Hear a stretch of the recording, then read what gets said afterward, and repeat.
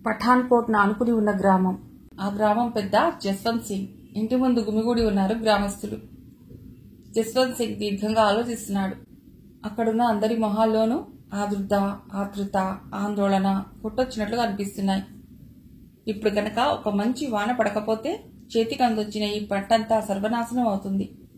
దీర్ఘంగా నిట్టూరుస్తూ అన్నాడు జస్వంత్ సింగ్. అయినా ఈ ఏడు ఎండలు ఇట్లా ధరల్లా మండిపోతున్నాయో. ఆకాశం వైపు చూస్తూ అన్నాడు అర్జున్ సింగ్. ఉదయం 9 గంటలకే తలని మార్చేసింది ఆ రోజు ఎండ. మనకేమిటి, దేశం అంతా అట్లాగే ఉంది. పడవలసిన సమయంలో వర్షాలు పడుతున్నాయా? నీతి, న్యాయం, ధర్మం ఎప్పుడు నశించాయో అప్పుడు ఇటు భూమి తల్లికి అటు వానదేవుడికి కూడా కోపం వచ్చింది. అందుకే మన బతుకులు ఇట్లా మారుతున్నాయి అన్నాడు తాత. అబ్బా, ఈ ముసలివాడిని ఎవరు పలకరించారట? ఏదో సోది మొదలు పెడతాడు విసుక్కున్నాడు అర్జున్ సింగ్. అంతలో ఆ గ్రామదేవత గుడి పూజారి వారిచే నమస్కారాలు అందుకుంటూ వచ్చాడక్కడికి.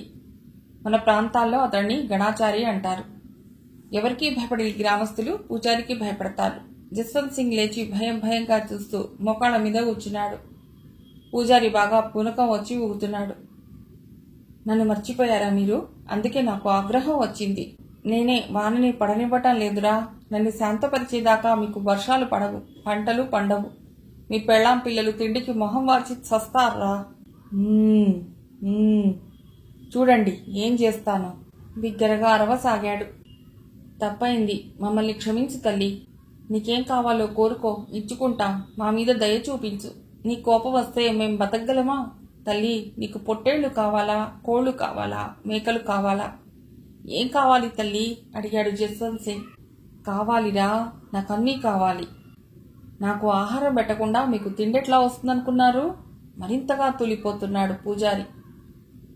ఈసారి పెద్ద ఎత్తే ఎత్తాడు పూజారి. ఎవరింట నుండి పంపుతారో, ఎవరికెన్ని పడతాయో అన్నాడు అర్జున్ సింగ్. అతని పక్కనే ఉన్న తాత, ఊరుకో, గట్టిగా అనకు. ఆ తల్లి దేవతకు కోపం వస్తే మనం బతకగలమా? ఆ అమ్మ కోరినవన్నీ ఇచ్చామంటే ఆమె చల్లబడుతుంది, మనం చల్లగా ఉంటాం. ఇవన్నీ మూఢనమ్మకాలు తాత. గొర్రెలు కోళ్లు బలివగానే వర్షం కురిపిస్తుందా దేవత? ఏది, సాయంకాలానికల్లా మంచి వాన కురిపించమను. నేనిస్తాను 2 కోళ్లు. తాత ఇక వినలేక తన చేత్తో అర్జున్ నోరు మూశాడు. వస్తుందిరా కుర్రకొంక, వానొస్తుంది. నాకు బలి సిద్ధం చెయ్యండి. సాయంత్రానికల్లా వాన కురిపిస్తాను. చూడరా నా శక్తి అన్నాడు ఊగిపోతూ పూజారి. తప్పైంది దేవత, మమ్మల్ని క్షమించు. చిన్నవాడు, వాడికేమీ తెలియదు. తాత పూజారి కాళ్ల మీద పడ్డాడు. కొందరు గ్రామ పెద్దలు అర్జున్ని అవతలికి లాక్కుని వెళ్లారు. అతడు వెడుతూ, వీడి మొహం, ఈరోజు రేపు అసలు వాన పడదని రేడియోలో కూడా చెప్పారు. వాతావరణ నిపుణుల కంటే కూడా గొప్పవాడా వీడు? ఈచడింపుగా అన్నాడు అర్జున్. రేడియోలో వాళ్ళు చెప్పిన రోజు ఏనాడైనా వర్షం కురిసిందా? అది వినా నువ్వు పూజారిని నిందిస్తున్నావు? తప్పు బేటా, దేవతకు ఆగ్రహం తెప్పించకు అన్నాడొక పెద్ద. కాస్త పట్నం చదువు వంట పట్టేసరికి ఈ కాలం పిల్లలకి దేవుడి మీద భక్తి నమ్మకం పోతున్నాయి. కలికాలం అన్నాడు మరొకతను. అర్జున్ వాళ్ల చేతులు విదిల్చుకుని వడివడిగా అడుగులు వేసుకుంటూ ఇంటికెళ్లాడు. వసారాలో కట్టిన మేక అతడిని చూసి మే మే అంటూ పలుకరించింది. అతడు దాని దగ్గరగా వెళ్లి వీపుపై చేత్తో నిమురుతూ అవ్వా అని పిలిచాడు. లోపల నుండి 50 ఏళ్ల వృద్ధురాలు బయటికొస్తూ అతడిని చూసి ఎప్పుడొచ్చావు అంటూ దగ్గరగా వచ్చి ఆప్యాయంగా అతడి తలపై చెయ్యి వేసి నిమురుతూ పక్కనే కూర్చుంది. కొంచెంసేపు అయిందిలే, పూజారి కళ్ళు మన మేక మీద పడ్డట్టున్నాయే, మళ్లీ ఏదో కొలువు మొదలెట్టాడు అన్నాడు అర్జున్ ఆ మేక వైపు జాలిగా చూస్తూ. తప్పు బేటా, అట్లా అనకు. దేవతకు బలిదానం కంటే కావాల్సిందేముంది? సంతోషంగా ఇచ్చేద్దాం అంది అవ్వ మేక వైపు చూస్తూ. ఆ తర్వాత అతడి చెంప నిమురుతూ ఆ గొడవకేం గాని మొహం కడుక్కునిరా, రొట్టె తిందువు గాని అంది. అర్జున్ లేచి దొడ్లోకి వెళ్ళాడు. తాత ఆ పూట ఇంటికి రాలేదు. గుడి దగ్గర ఏర్పాట్లు చూస్తున్నాడు.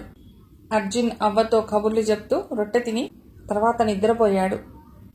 అతనికి మెళుకు వచ్చేసరికి సాయంకాలం అయింది. లేచి ఒళ్ళు విరుచుకుంటూ వసారాలోకొచ్చాడు. అక్కడ మేకను కట్టిన గుంజ ఖాళీగా తాళ్లు వేలాడుతూ కనిపించింది. ఒక్క క్షణం నిలబడలేక పరిగెత్తుకుంటూ గుడి దగ్గరకు వచ్చాడు అర్జున్ సింగ్. రాక్షసత్వానికి ప్రతీకలా ఉన్నాడు పూజారి. గొర్రెలవి, మేకలవి, కోళ్లవి తలలు తెగిపడుతున్నాయక్కడ. ధాన్యం 2 గంపలలో ఉన్నది. అంతా తాగేచ్చి పిచ్చి పిచ్చిగా గంతులేస్తున్నారు. పునక వచ్చిన వాళ్ళలా ఊగుతున్నారు. పూజారి మోసానికి బలైన మేకను తలుచుకుని కంటనీరు పెట్టాడు అర్జున్. వాళ్ళని అసహ్యంగా చూసి అక్కడి నుంచి వచ్చేశాడు. ఉన్నట్లుండి ఆకాశంలో పడమటి దిక్కు నుండి నల్లని మబ్బులు కమ్ముకొచ్చాయి. ఆకాశమంతా దట్టమైన నల్ల కప్పేసింది. ఆకాశం వైపు చూసిన గుడి దగ్గర జనం ఆనందోత్సాహాలతో కేకలేశారు. దేవత మహిమను కొనియాడుతూ దండాలు పెట్టసాగారు. క్షణంలో విపరీతమైన వేగంతో కుండపోతగా 5 నిమిషాల సేపు ఎన్నడూ ఎవరూ చూడనంత ధారాళంగా వర్షం పడింది. వీళ్ల పిలుపు వినిపించిందా అన్నట్టుగా వచ్చి కురిసింది వాన. 1/2 నిమిషం సేపు వానలో తడిసిన జనం వర్షపాత వేగానికి నిలవలేక ఇళ్లలోకి గుడిలోకి పరిగెత్తి తలదాచుకున్నారు. వర్షం వెలిసింది. భూమిపై గుంటలు పడి నీళ్లు నిలిచాయి. 10 నిమిషాల తర్వాత చెట్టు కింద కట్టేసిన గేదెలు 2 బిగ్గరగా బాధగా అరుస్తుంటే అర్జున్ వసారాలకొచ్చాడు. అవి కిందపడి బాధగా కేకలేస్తున్నాయి. చెప్పులు వేసుకుని తను గబగబా గేదెల దగ్గరకు వచ్చాడు. వాటి శరీరంపై బొబ్బలు చూసి అతడు ఆశ్చర్యపోయాడు. ఈ బొబ్బలెలా వచ్చాయి? శరీరం అంతా ఉన్నాయి అవి. అతడక్కడ నిలబడి సాలోచనగా వాటి వైపు చూస్తుండగానే భళ్ళు భళ్ళున 2 వాంతులు చేసుకున్నాయి. అతడక్కడ నిలబడలేక ఇంట్లోకి వచ్చాడు. వస్తూనే, అవ్వా, గేదెల వంటిపై బొబ్బలేమిటో చూద్దురా అన్నాడు. బొబ్బలా? ఆశ్చర్యంగా అడుగుతూ గబగబా వాటి దగ్గరకు వచ్చింది అవ్వ. అప్పటికే అవి కళ్ళు తేలేశాయి. అవ్వ పెద్దగా అరుస్తూ, నేనేం చెయ్యనురో దేవుడా, నా నోటి దగ్గర కూడు ఎవరు కొట్టేశారు? మేకనే బలిచ్చినా దేవతకి కోపం పోలేదా? నా గేదెల్ని కూడా బలి తీసుకుంటుందా? పోరా, పోయి మీ తాతను పిలుచుకురా అంది ఏడుస్తూ అవ్వ. అర్జున్ గబగబా గుడి దగ్గరకు వచ్చాడు. ఏడుపులు బొబ్బలతో కోలాహలంగా ఉంది గుడి దగ్గర. ఏడి తాత, ఏమైంది? తాత మొహం చూస్తూనే ఆశ్చర్యపోయాడు అర్జున్. తాత మొహంపై బొబ్బలు, ఒంటి నిండా బొబ్బలు. ఈ బొబ్బలేమిటి? ఏమోరా, నాకే కాదు అందరికీ అలాగే వచ్చాయి. దేవతకి బాగా కోపం వచ్చింది. ఇది దేవత మహిమే అన్నాడు బాధగా మూలుగుతూ తాత. అప్పుడు చూశాడు అర్జున్ అందరి వైపు. అందరూ తాతలాగానే బొబ్బలతో బాధగా మూలుగుతున్నారు. లే, ఇంటికెళదాం. నేను పఠాన్కోట్ వెళ్లి డాక్టర్ని తెస్తాను అన్నాడు అర్జున్. డాక్టర్ ఏం చేస్తాడు? దేవత తగ్గిస్తుంది అన్నాడు అక్కడే బాధపడుతున్న గ్రామస్తులొకడు. ఆ మూర్ఖులతో మాట్లాడటం దండగా అనిపించింది అర్జున్కి. తాతని మెల్లిగా లేవదీసి ఇంటికి తీసుకొచ్చి మంచం పైన పడుకోబెట్టాడు. అవ్వ కూడా ఏడుస్తోంది. ఏమిటవ్వా? విసుగ్గా అడిగాడు అర్జున్. అవ్వ అరికాళ్లు చూపుతూ, నా అరికాళ్ల నిండా ఈ బొబ్బలేమిట్రా అడిగింది. అర్జున్ ఆశ్చర్యంతో ఒక్క క్షణం తడబడ్డాడు. ఇదేమిటి విచిత్రం? వీళ్ళంతా అనుకున్నట్లు ఇది దేవత మహిమేనా అనిపించింది అతడికి. కానీ అతడికున్న విజ్ఞానం నమ్మనివ్వటం లేదు. డాక్టర్ని పిలుచుకొస్తానంటే వృద్ధులిద్దరూ వద్దనటంతో అతడు ఆ స్థితిలో వాళ్ళని వదిలిపోలేక ఉండిపోయాడు. ఇద్దరికీ మోషన్స్, వామిటింగ్స్ కావటం మొదలెట్టేసరికి అర్జున్ కంగారు పడ్డాడు. చుట్టుపక్కల వాళ్ళని పిలవటానికి వెళ్లిన అతడికి ఆ ఇళ్లలో కూడా మగవాళ్ల పరిస్థితి అలాగే ఉండేసరికి ఏమీ తోచలేదు. అతడు తిరిగి ఇంటికి వచ్చేసరికి తాత చనిపోయాడు. అవ్వ కొన ఊపిరితో ఉంది. అర్జున్ బిగ్గరగా ఏడుస్తూ పక్క వాళ్ళని పిలవటానికి వెళ్లేసరికి అక్కడ చావు ఏడుపులు వినిపించాయి. చావడి దగ్గర పరిగెత్తాడు. అక్కడ జనం గుమిగూడి విచిత్రమైన ఈ చావుల గురించే మాట్లాడుకుంటున్నారు. అర్జున్ అక్కడికి వెళ్లి తాత మరణం గురించి చెప్పాడు ఏడుస్తూ. మీ తాత ఏమిటి? ఇప్పటికి 40 మంది పోయారు అన్నాడు గ్రామ పెద్ద. వాళ్లకి వాంతులు విరేచనాలు అయ్యే నా చచ్చింది అడిగాడు అర్జున్. అవును అన్నారంతా. అయితే ఇది డయేరియా. నేను వెంటనే సిటీకి వెళ్లి ఇక్కడ కలరా అటాక్ అయిందని జనరల్ హాస్పిటల్లో చెప్పొస్తాను. మీరంతా ఆ వాంతులు విరేచనాల వైపు పిల్లల్ని పోనివ్వకండి. కొంచెం మా అవ్వని చూస్తూ ఉండండి అని సైకిల్ వేసుకుని సిటీకి వచ్చాడతడు. మరో గంటలో 2 అంబులెన్స్లు, 4 డాక్టర్లు, 10 మంది నర్సుల్ని వెంటబెట్టుకుని వచ్చాడు అర్జున్. వాళ్ళు ఆ ప్రదేశానికి చేరిన వెంటనే అందరికీ కలరా ఇంజెక్షన్లు ఇవ్వసాగారు. సీరియస్ గా ఉన్న అవ్వలాంటి వాళ్ళని అంబులెన్స్ లో సిటీ హాస్పిటల్ కి పంపుతున్నారు. సమయం గడిచే కొద్దీ మృతుల సంఖ్య ఎక్కువ అవుతోంది. అంబులెన్స్ లో మరో 3 డాక్టర్లు, 10 మంది నర్సులు, కాంపౌండర్స్ వచ్చారు. అయినా చాలటం లేదు. తెల్లవార్లు మందులు, ఇంజెక్షన్లు ఇస్తూనే ఉన్నారు. అయినా జనం చనిపోతూనే ఉన్నారు. డాక్టర్లు మరణాన్ని అదుపు చేయలేకపోతున్నారు. తెల్లవారేసరికి మృతుల సంఖ్య 500 దాటింది. డాక్టర్ల బృందం విస్తుపోయింది. ఈ వార్త కారుచిచ్చులా చుట్టుపక్కల గ్రామాలకి, పట్టణాలకి పాకింది. తెల్లవారేసరికి పేపర్ల నిండా ఈ వార్తలే. జనరల్ హాస్పిటల్ నిండా కిక్కిరిసి ఉన్నారు జనం. డాక్టర్లు, నర్సులు చాలటం లేదు. బళ్లలో వేసుకొస్తున్నారు జనాల్ని. అంబులెన్సులు విరామం లేకుండా తిరుగుతున్నప్పటికీ ఇంకా మిగిలిపోతూనే ఉన్నారు. కొంతమంది దారిలోనే పోతున్నారు, కొంతమంది హాస్పిటల్లో చస్తున్నారు. డిస్ట్రిక్ట్ మెడికల్ ఆఫీసర్ రేడియో ద్వారా ఇలా అనౌన్స్మెంట్ ఇచ్చారు. నగర శివార్లలోని గ్రామంలో కలరా వ్యాధికి గురై ఇప్పటికీ 500 మందికి పైగా మృతి చెందారు. ఇంకా జనరల్ హాస్పిటల్లో నిండి ఉన్నారు. ఉన్న డాక్టర్లు చాలటం లేదు కనుక ప్రైవేట్ డాక్టర్లందరూ వాలంటరీగా వచ్చి తమ వృత్తి ధర్మాన్ని, సేవా ధర్మాన్ని మానవతా దృక్పథంతో గుర్తించి ఆదుకోవలసిందిగా అర్థిస్తున్నాను. రేడియోలోనే కాక ఈ విషయం సిటీ అంతా మైకులు పెట్టి చెప్పారు. ఎందరో ప్రైవేట్ డాక్టర్లు వచ్చి చూస్తున్నారు, కానీ మృతుల సంఖ్య తగ్గించలేకపోతున్నారు. ఇంతలో ముందు జీపు, ఆ వెనుక కలెక్టర్ కారు, దాని వెనుక ఢిల్లీ నుండి వచ్చిన ప్రత్యేక నిపుణులైన డాక్టర్ల బృందం ఉన్న వ్యాను వచ్చి హాస్పిటల్ ముందు ఆగాయి. కలెక్టర్తో సహా కారులో వచ్చిన నిపుణులు చీఫ్ డాక్టర్ చరిత్ ఒకసారి హాస్పిటల్ పరిసరాలు పరికిస్తూ కారు దిగాడు. అందరూ గబగబా హాస్పిటల్ లోపలికొచ్చారు. ఓహ్, హారిబుల్ అన్నాడు కలెక్టర్ అక్కడి దృశ్యాలు చూసి. హాస్పిటల్లో బెడ్స్ లేక పేషెంట్లను వరండాలోని హాస్పిటల్ ఆవరణలో ఉన్న మెట్ల మీద పడుకోబెట్టారు. మృతుల తాలూకు బంధువుల రోదనలతో, పసిపిల్లల కేకలతో ఆ ప్రదేశమంతా భయంకరమైన రణరంగంలా ఉంది. హాస్పిటల్ సూపరింటెండెంట్ హడావుడిగా ఎదురొచ్చాడు. అతడు విపరీతమైన ఆందోళనలో, కంగారుగా ఉన్నాడు.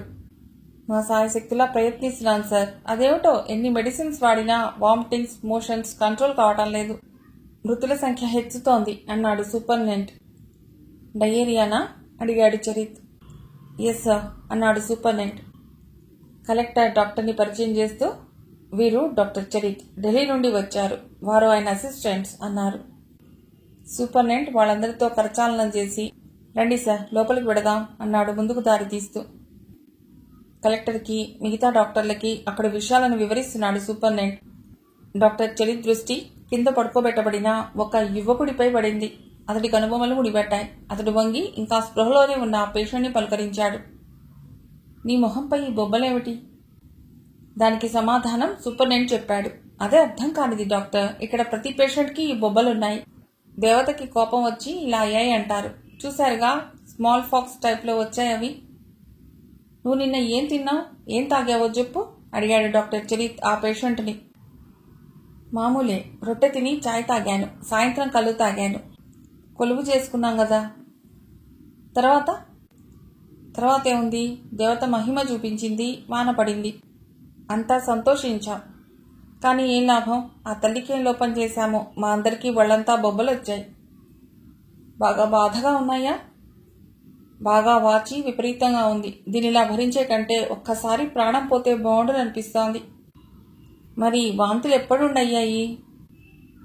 బొబ్బలొచ్చిన 1-2 గంటల తర్వాత మొదలయ్యాయి చెబుతూనే అతడు వాంతీ చేసుకున్నాడు.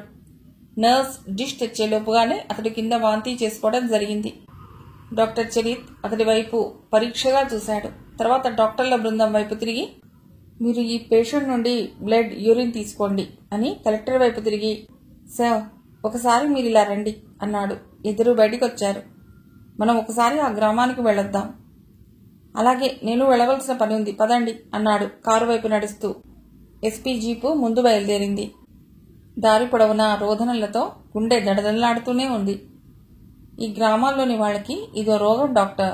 ఏవో పసర్లు పాడు కలుపుకుని కొలుపులు చేసుకుని తాగుతుంటారు. అవి ఎక్కడ లేని కొత్త రోగాలు తెచ్చిపెడతాయి.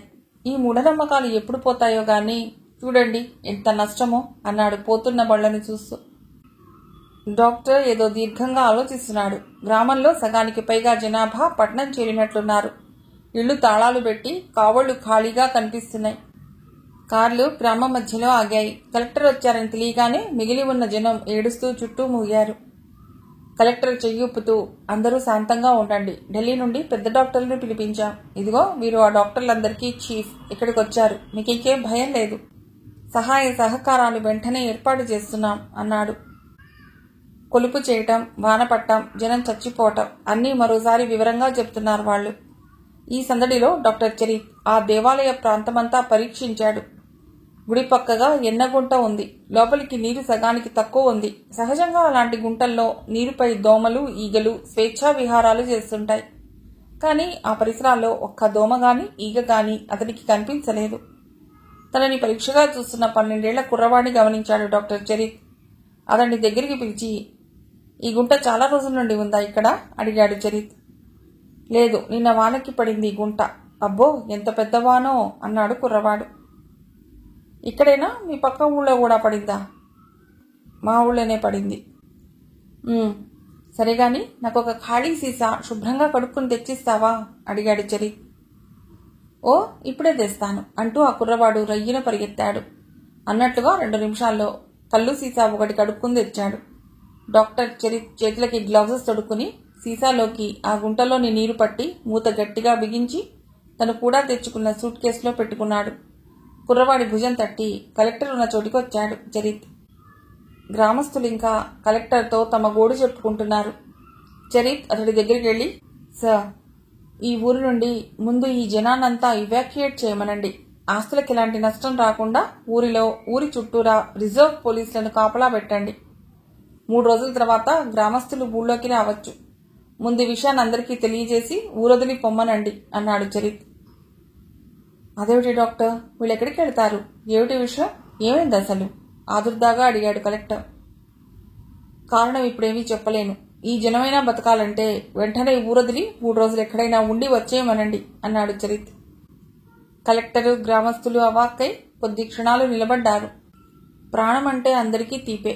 మరుక్షణం అంతా మూటాముల్లే సర్దుకోవటానికి బయలుదేరారు. కలెక్టర్ ఎస్పీకి ఆర్డర్ ఇచ్చాడు ఊరంతా పోలీసు కాపలా ఉంచమని. తర్వాత కలెక్టర్, డాక్టర్ సిటీకి వచ్చారు. హాస్పిటల్కి రాగానే డాక్టర్ చరిత్ నిపుణులన్నీ అడిగాడు అవి తీశారా అని. ఎస్ డాక్టర్, కానీ అతడు పాపం పోయాడు అన్నాడు ఒక డాక్టర్.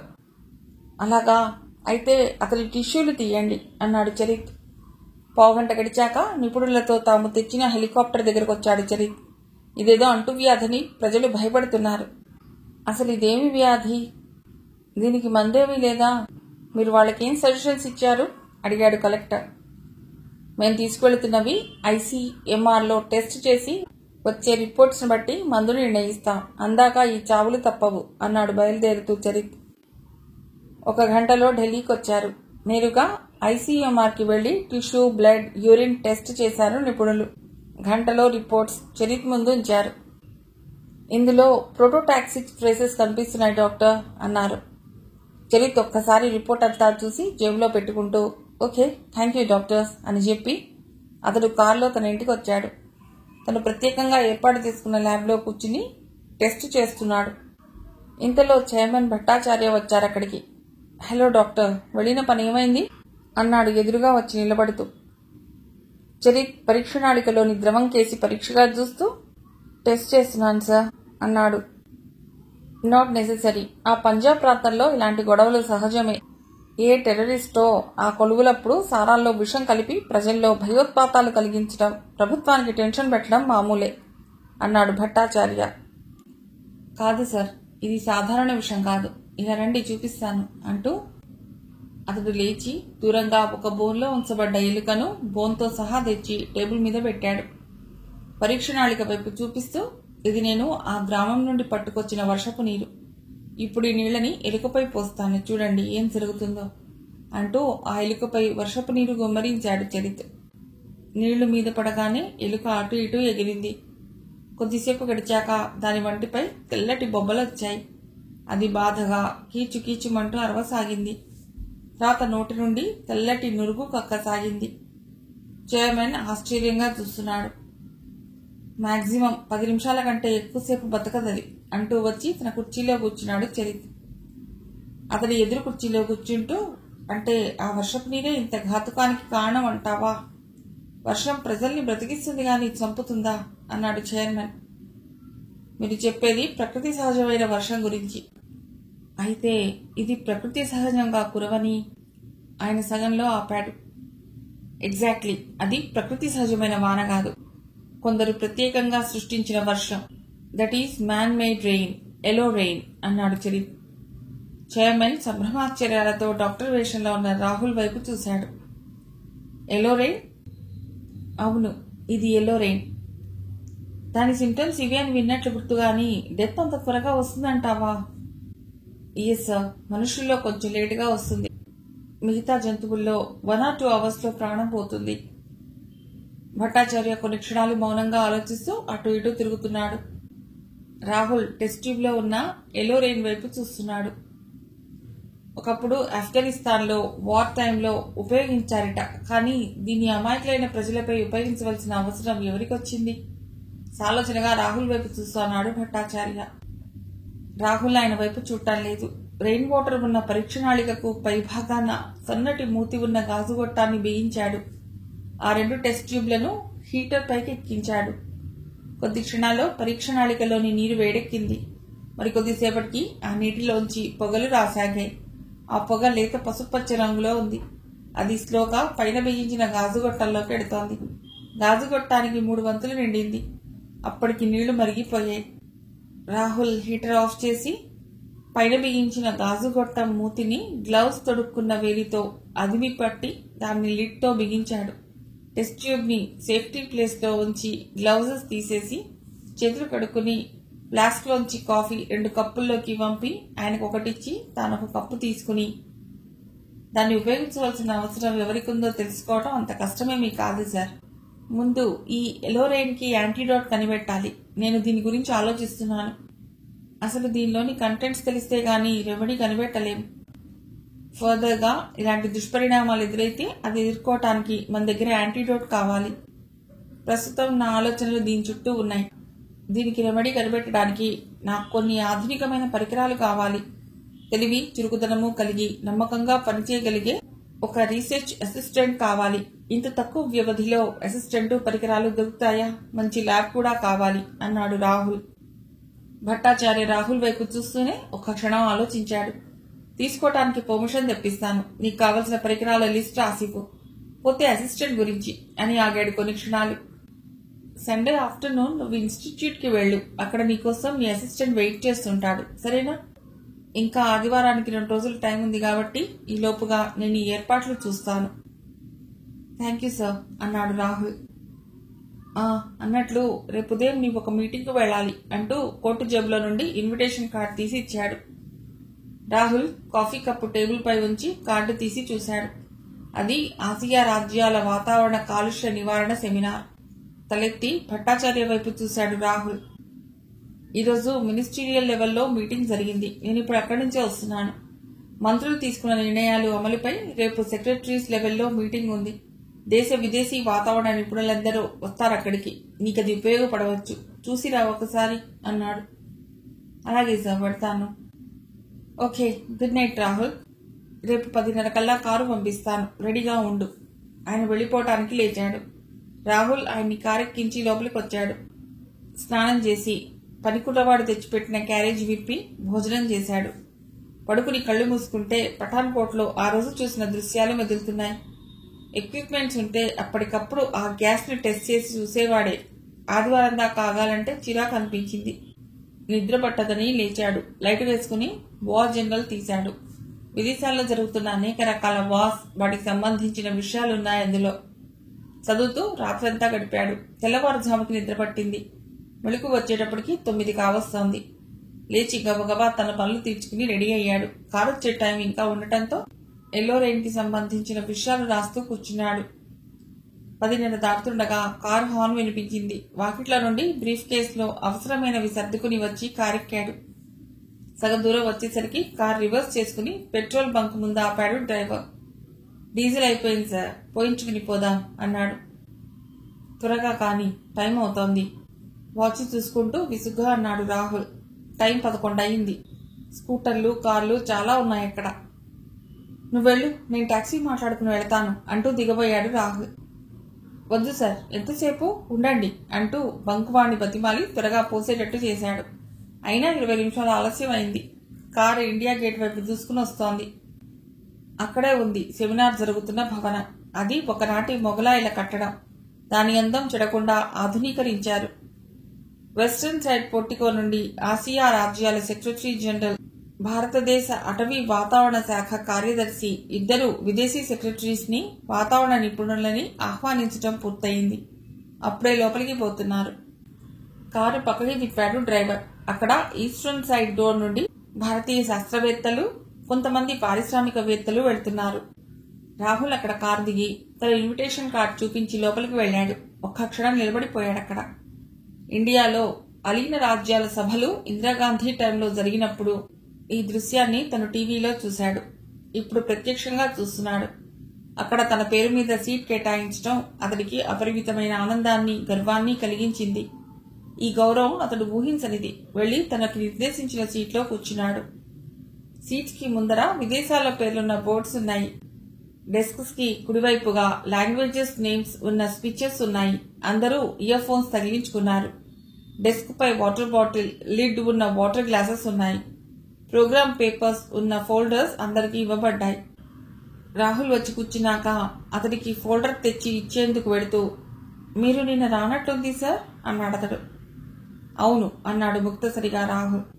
రాహుల్ ఈలోపుగా తన బ్రీఫ్ కేస్ తెరిచి చిన్న రైటింగ్ ప్యాడ్ తీసి డెస్క్ పై పెట్టుకుని బ్రీఫ్ కేస్ కింద పెట్టాడు. Ear phones తగిలించుకున్నాడు. డయాస్ మీద అలీన రాజ్యాల president, secretary general, central environment and pollution control chairman, environment and forest secretary కూర్చున్నారు. ప్రెసిడెంట్ మాట్లాడుతున్నారు. ఇంగ్లీష్ అని రాసి ఉన్న స్విచ్ నొక్కాడు రాహుల్. ఎవరు ఏ దేశ భాషలో మాట్లాడినా మనకు కావలసిన భాషలోకి ఆ ఉపన్యాసం ఆటోమేటిక్ గా ట్రాన్స్లేట్ చేయబడి వినిపిస్తుంది. డయాస్ కి కొంచెం కిందగా ఉన్న ప్లాట్ఫామ్ మీద ఉన్న కుర్చీలో ప్రెస్ రిపోర్టర్స్ కూర్చున్నారు. వాతావరణ కాలుష్యం మీద సాగుతోంది ప్రెసిడెంట్ గారి ఉపన్యాసం. వాతావరణ కాలుష్యానికి పేదరికం, అవిద్య, అజ్ఞానం ఇవే కారణాలు కాదు. పారిశ్రామిక ప్రగతి పేరిట అణుకేంద్రాలు నిత్యం వెలువరించే కాలుష్యం ప్రజారోగ్యానికి తీవ్ర హాని కలిగిస్తోంది. స్వీడన్, పశ్చిమ జర్మనీ దేశాల్లో ప్రస్తుతం పనిచేస్తున్న కేంద్రాలను 10-15 సంవత్సరాల్లో మూసివేయాలని నిపుణుల నివేదికలు తెలుపుతున్నాయి. మీకు తెలిసే ఉంటుంది, ఇటీవల చెర్నోబిల్ దుర్ఘటన వల్ల దాదాపు 10 కోట్ల రూపాయల నష్టం కలిగింది.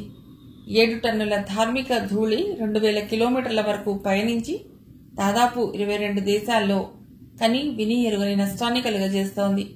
కాబట్టి శాస్త్రజ్ఞులు, నిపుణులు, పారిశ్రామికవేత్తలు మీరంతా మానవ సంక్షేమమే ధ్యేయంగా పెట్టుకుని దేశ పురోభివృద్ధికి కృషి చేస్తారని ఆశిస్తున్నాను అని కూర్చున్నాడు ప్రెసిడెంట్. రాహుల్ ఉపన్యాసాన్ని వింటూ అవసరమైన పాయింట్స్ నోట్ చేసుకుంటూ హాల్ అంతా పరికించి చూస్తున్నాడు. కొద్ది దూరంలో ఒక పక్క నుండి టెలివిజన్ సిబ్బంది అతి నిశ్శబ్దంగా ఆ చర్యలను, సన్నివేశాలను టెలికాస్ట్ చేస్తున్నారు. దేశంలోని అన్ని కేంద్రాలు ఆ కార్యక్రమాన్ని అదే సమయంలో టెలికాస్ట్ చేసుకుంటున్నాయి.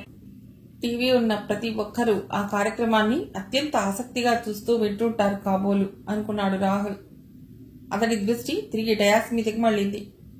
ఎన్విరాన్మెంట్ అండ్ ఫారెస్ట్ సెక్రటరీ మాట్లాడుతూ, వాతావరణంలో carbon dioxide, methane, nitrogen oxide వంటి ఇతర వాయువులను అదుపు లేకుండా పెరిగిపోనిస్తే వాటి వల్ల భూమిపై ఉష్ణోగ్రత కూడా పెరిగిపోతుంటుంది.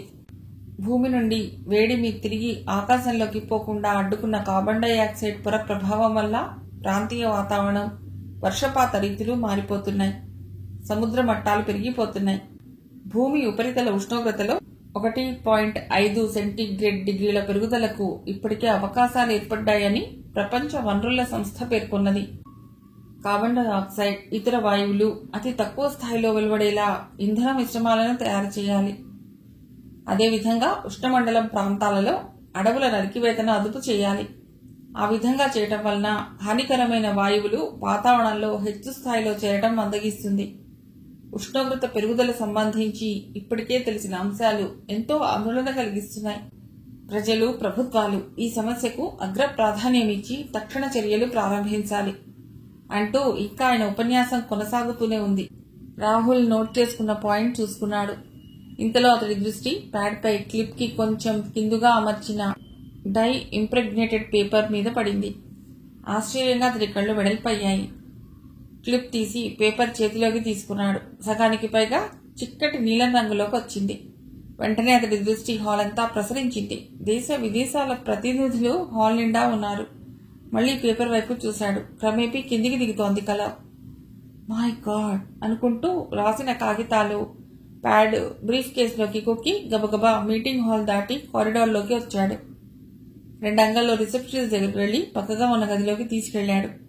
1 నిమిషం తర్వాత రిసెప్షనిస్ట్ కంగారుగా, భయంగా మీటింగ్ హాల్లోకి పరిగెత్తాడు. కొద్ది క్షణాల్లో పొల్యూషన్ కంట్రోల్ చైర్మన్ రిసెప్షనిస్ట్ హడావిడిగా రాహుల్ దగ్గరికి వచ్చాడు. ఆయన వస్తూనే, మీరెవరు? మీకు ఈ విషయం ఎలా తెలుసు? ఆ కంఠంలో అధికార దర్పం ప్రదర్శిస్తూ అడిగాడు. రాహుల్ కోట్ జోబులో నుండి DIP పేపర్ని తీసి ఆయనకు చూపుతూ, నేనెవరో తెలియవలసిన అవసరం లేదు. ఈ పేపర్ చూసారా? ఇది డై ఇంప్రెగ్నేటెడ్. కొద్ది నిమిషాల్లో ఇక్కడ జరగబోయే అతి భయంకరమైన ప్రమాదాన్ని ఈ కెమికల్ పేపర్ కలర్ చేంజ్ చేయడం ద్వారా సూచిస్తోంది. ఎవరో శత్రువులు ఈ బిల్డింగ్ పై కెమికల్స్ ప్రయోగించారు. ఇది ఇంప్లోడ్ అవుతుంది. త్వరగా అందరినీ ఇక్కడి నుంచి బయటికి పంపండి అన్నాడు. చైర్మన్ కళ్లలో భయం కొట్టొచ్చినట్లు కనిపిస్తోంది. మై గాడ్, ఎంతమంది డిగ్నిటరీస్ ఉన్నారు! గబగబా మీటింగ్ హాల్లోకి పరిగెత్తాడు ఆయన. మరుక్షణంలో చైర్మన్ గొంతు మైక్లో నుండి వినిపిస్తోంది. ఫ్రెండ్స్, మీకు కలిగిస్తున్న ఈ అసౌకర్యానికి క్షమించాలి. మీరంతా త్వరగా ఈ భవనాన్ని వదిలిపోండి. క్విక్, టైం లేదు అర్చినట్లే చెప్పాడు. మరుక్షణంలో జనం తోసుకుంటూ పరిగెత్తుకుంటూ బయటికొస్తున్నారు. ట్రైనింగ్లో మొట్టమొదట నేర్చుకున్న లెసన్ తనని తాను సేఫ్ చేసుకోవటం. అందుకే వెంట ఎప్పుడూ ప్రివెంటివ్ ఎక్విప్మెంట్ ఉంచుకునేది. ఈ డిఐపి కూడా ఇలాంటిదే. వాళ్ళిచ్చిన ఈ పేపర్ తననే కాక ఎందరికో ప్రాణాల్ని కాపాడుతుంది అనుకున్నాడు రాహుల్. జనం మూకుమ్మడిగా వస్తున్నారు. రిసెప్షన్ వైపు వెళ్లాడు రాహుల్. అక్కడ రిసెప్షనిస్ట్ లేడు. భయంతో పారిపోయినట్లుంది. ఫోన్ తీసుకుని ఎక్స్ప్లోజివ్ కంట్రోలర్ కి, పోలీస్ కి, ఫైర్ సర్వీసెస్ కి ఫోన్ చేశాడు. పోలీస్ స్టేషన్ అతి దగ్గరలోనే ఉంది కాబట్టి వాళ్ళు ఇమ్మీడియట్ గా వచ్చేస్తారు. మిగతా వాళ్ళు రావటానికి కనీసం 10 నిమిషాలైనా పడుతుంది. అంత టైం ఉందా? అందరూ లోపలి నుండి వచ్చినట్లేనా? మరోసారి లోపలికి పరిగెత్తాడు రాహుల్. ఒక్కళ్ళు అరా పరిగెత్తుకుంటూ వస్తున్నారు. రాహుల్ పేపర్ వైపు చూశాడు. పూర్తిగా నీలం రంగు వచ్చేసింది. రాహుల్ పరిగెత్తుకుంటూ హాల్ దాటి ఆవరణలోకి వచ్చాడు. ఆవరణంతా కోలాహలంగా ఉంది. కనిపించిన కారుకి వెళ్లిపోతున్నారు వచ్చిన వాళ్లు. రాహుల్ పరిగెత్తుకు రావటం గమనించిన డ్రైవర్ డోర్ తెరిచి పట్టుకుని నిలబడ్డాడు. రాహుల్ బ్రీఫ్ కేసుతో వచ్చి కూర్చోగానే డోర్ వేసి కారు పోనిచ్చాడు. గేటు దాటి రోడెక్కగానే పోలీస్ వాళ్లు వస్తున్న చప్పుడు వినిపించింది. రాహుల్ డ్రైవర్తో ఈ పక్క నుండి పోని అన్నాడు. కారు స్ట్రెయిట్ రూట్ వదిలి పక్కనున్న సందులోకి వెళ్లింది. కొన్ని క్షణాలు దేశంలోని టీవీ కేంద్రాలు పనిచేయడం లేదు. టీవీలపై ఏ పిక్చరు రాలేదు. ఒక్క నిమిషం తర్వాత అన్ని టీవీలపై ఒక స్లైడ్ చూపించారు. అది సారీ ఫర్ ద ఇంటరప్షన్. రా, నీకోసం వెయిట్ చేస్తున్నాను అన్నాడు భట్టాచార్య రాహుల్ని చూస్తూనే. రాహుల్ నుదుటిపై చెమటను రుచుకుంటూ ఆయనకు ఎదురుగా కుర్చీలో కూర్చున్నాడు. ఎవరో పేరు చెప్పని వ్యక్తి ఆ ప్రమాదం నుండి అందరినీ రక్షించాడని తెలియగానే నువ్వే అనుకున్నాను. అన్నట్లు నిన్ను పోలీసులెవరూ చూడలేదు కదా? లేదు, వాళ్ళెవరికంటా పడకుండా ఇప్పుడు అక్కడి నుండే వస్తున్నాను. మంచి పని చేశావు. కానీ అసలు గొడవ ఇప్పుడే మొదలవుతుంది. దేశంలోని ప్రతిపక్షాలు, పత్రికలు ప్రభుత్వాన్ని దుమ్మెత్తి పోస్తాయి. ఒకవేళ ప్రమాదమే జరిగి ఉంటే ప్రపంచ దేశాల్లో భారత్ ప్రతిష్ట ఎంత దెబ్బతినేదో, మన శత్రువులకి ఇది ఎంత సువర్ణావకాశంగా మారేదో చెప్పలేమంటూ ప్రభుత్వోద్యోగుల నిర్లక్ష్యాన్ని, ప్రభుత్వాన్ని దుయ్యబడతారు. సాధ్యమైనంత త్వరలో ఈ ఎక్స్ప్లోజన్ కి కారకులెవరో తెలుసుకోవాలి. అలాగే సార్ అన్నాడు రాహుల్. అయినా ఇది ఎక్స్ప్లోజన్ కాదు, ఇంప్లోజన్ అవుతుంది. అవును, అదెలా కనుక్కున్నావు? జేబులో నుండి డై ఇంప్రెగ్నేటెడ్ పేపర్ తీశాడు రాహుల్. దాని ప్రత్యేకతని, కెమికల్ పవర్ ని వివరించాడు. Very good, I'm proud of you అన్నాడు భట్టాచార్య ఆనందంగా. Thank you. మీరు నాకు ఇప్పుడు ఒక చిన్న పని చేసి పెట్టాలి అన్నాడు రాహుల్ టేబుల్ మీద పేపర్ వెయిట్ తిప్పుతూ. ఏమిటది? కొన్ని సెకండ్ల కాలం రాహుల్ దృష్టి టేబుల్ మీదే ఉంది. అతడు తలెత్తుతూ, ఈ సెమినార్కు ఏ ఏ దేశాల ప్రతినిధులు వచ్చారు? వచ్చిన వారిలో ఈ 2 రోజులు హాజరైన వాళ్ళు ఎంతమంది? ముఖ్యంగా ఈరోజు ఏ దేశ ప్రతినిధి రాలేదు? మన దేశంలో ఆహ్వానింపబడ్డ శాస్త్రవేత్తలు, నిపుణులలో ఎవరైనా గైర్హాజరయ్యారా? విదేశీ ప్రతినిధులంతా ప్రస్తుతం ఎక్కడున్నారు? ఈ వివరాలు కావాలి నాకు అన్నాడు. అలాగే అంటూ బెల్ డోర్ నొక్కాడు భట్టాచార్య. పిఏ వచ్చాడు లోపలికి. తనకు కావలసిన వివరాల గురించి చెప్పి అవి వీలైనంత తక్కువ వ్యవధిలో తెప్పించమన్నాడు. ఎస్ సార్ అంటూ వెళ్లిపోయాడు పిఏ. భట్టాచార్య పక్కనున్న స్టూల్ మీద నుండి కొన్ని పేపర్లు తీసి రాహుల్ వైపు పెడుతూ, ఆ పఠాన్ కోట్ సంఘటన గురించి పత్రికల వాళ్లు రాసింది చదివారా? ఆ వర్షమేమో గాని ప్రభుత్వం మీద నిప్పుల వర్షం కురిపిస్తున్నారు వీళ్లు అన్నాడు. అవును చదివాను. అయినా అది కెమికల్ రెయిన్. అలాంటి రెయిన్ కురుస్తుందని ముందుగా ఎవరు ఊహిస్తారు? దానికి రెమెడీ తయారు చేయటానికి వాళ్ళకి విషయం తెలియదు కదా. డాక్టర్ల అసమర్థత, ప్రభుత్వోద్యోగుల నిర్లక్ష్య వైఖరి అంటున్నారు గాని ఇలా ప్రజల్లో సంక్షోభం కలిగించటం, ప్రభుత్వం అసమర్థమైనదిగా చిత్రింపచేయటం, తద్వారా దేశంలో అరాచకం సృష్టించటం ఈ మధ్య మనం చూస్తున్నవే. దీని వెనుక ఏదో ఒక సంఘటిత శక్తి ఉంది. అది మన దేశంలోనే ఉందని నా ఉద్దేశం. అదేమిటో తప్పకుండా తెలుస్తాను ఆవేశంగా అన్నాడు రాహుల్. నాకు తెలుసు, ఈ పని నీ వల్లనే కావాలి, అవుతుంది కూడా అభిమానంగా రాహుల్ వైపు చూస్తూ నమ్మకంగా అన్నాడు ఆయన. అన్నట్లు నాకు ల్యాబ్, నేను చెప్పిన పరికరాలు, నా అసిస్టెంట్ విషయం త్వరగా చూడండి. 2-3 రోజుల పాటు మీకు కనిపించని పరకుడి తగిలేటట్టుంది. నాకు సండే నాటికి చూడగలరా అడిగాడు. ల్యాబ్ పరికరాలంటే రేపు ఈ పాటికి ఏర్పాటు చేస్తాను. కానీ నువ్వు నమ్మకమైన అసిస్టెంట్ కావాలంటున్నావు కదా అంటూ కుర్చీలోంచి లేచి అటు ఇటు 2 సార్లు తిరిగి, ఒక పని చేయి, ఈరోజు రాత్రి 9 గంటలు దాటాక హోటల్ క్రెసెంట్ మూన్కి వెళ్ళాక అక్కడ waiting with your sweet memories పాట వేయమని అడుగు. ఆ పాట పాడుతుండగా నీ దగ్గరికి ఎవరైనా వచ్చి ఈ పాట అడిగింది మీరేనా అని అడిగితే వాళ్లే నీ అసిస్టెంట్. పోతే మామూలుగా అయితే ఇప్పుడు నీకు ఎంట్రన్స్ టికెట్ దొరకదు. నేను ఎలాగో మేనేజ్ చేసి టికెట్ తెప్పించి పంపుతాను. మరో మాట, వచ్చిన కస్టమర్ని లొంగ తీసుకోకుండా బయటకు రానివ్వరు. క్రెసెంట్ మూన్ క్వీన్స్ వాళ్ల మనసు నొప్పించకుండా బయటపడాలి, జాగ్రత్త అన్నాడాయన. రాహుల్ చిన్నవ్వుతో భుజాలెగరేసి చూస్తారుగా అంటూ లేచి వచ్చేశాడు. రాత్రయింది. 8:30 దాటాక క్రెసెంట్ మూన్ సమీపానికి చేరుకున్నాడు రాహుల్. ఢిల్లీ రాజధాని నగరం కాబట్టి దేశ విదేశీ ప్రముఖులు అనేక పనుల మీద వచ్చి అక్కడ బస చేస్తుంటారు. వీళ్లే కాక టూరిస్టులు, వీళ్లలో దేశీయులు విదేశీయులు ఉంటారు. మూలుగుతున్న నల్లధనాన్ని ఎలా ఖర్చు చేసుకోవాలో అర్థం కాక ఇలాంటి హోటళ్లకి మోసుకొస్తుంటారు. చాలా ఖరీదైన ఈ హోటల్ పెద్ద మనుషులకే ప్రవేశాన్ని కలిగిస్తుంది. హోటల్ క్రెసెంట్ మూన్ ఆగ్రాకి వెళ్లే దారిలో ఉంది. అదొకప్పుడు దేశీయుడైన ఒక మహారాజు విశ్రాంతి భవనం. దాన్ని సుల్తానులు విలాస భవనంగా ఈ క్షణాన మార్చారో గాని నాటి నుండి అది కులాసా పురుషుల రసలోకమై నేటికి క్రెసెంట్ మూన్ రూపంలో నిలిచింది. తనకి అసిస్టెంట్ అలాంటి చోట ఎలా దొరుకుతారో అర్థం కాలేదు రాహుల్కి. కానీ భట్టాచార్య ప్రతి మాట చర్య వెనుక ఇంత నిగూఢమైన విషయాలుంటాయో తనకు అనుభవపూర్వకంగా తెలుసు కాబట్టి మరో ప్రశ్న వేయకుండా వచ్చేశాడు. వచ్చిపోయే కార్లను గమనిస్తూ కారులోనే కూర్చున్నాడు రాహుల్. డ్రైవర్ని వద్దని తనే డ్రైవ్ చేసుకుంటూ వచ్చాడు. కొద్దిసేపు అయ్యాక గడియారం వైపు చూశాడు. 9 అయ్యింది. కారు దిగి లోపలికి వచ్చాడు. ఎంట్రన్స్ లో టికెట్ ఇచ్చేసి ఆ రాజభవనం ఆవరణ దాటాడు. అద్భుతమైన ఆ భవనపు సౌందర్యానికి అచ్చెరు పొందాడు. చక్కని శిల్పాలు జీవకళ నీనుతున్నాయి. ద్వారాలు, తలుపులు, గోడలు అన్నీ కళాత్మకంగా ఉన్నాయి.